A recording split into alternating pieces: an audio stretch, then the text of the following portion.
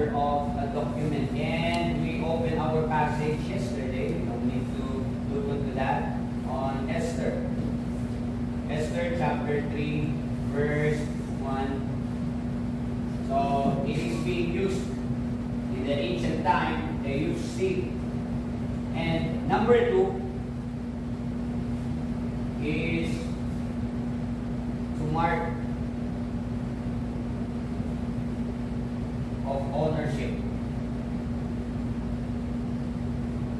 So if you are marked with a seal, then it means that you are belong to someone.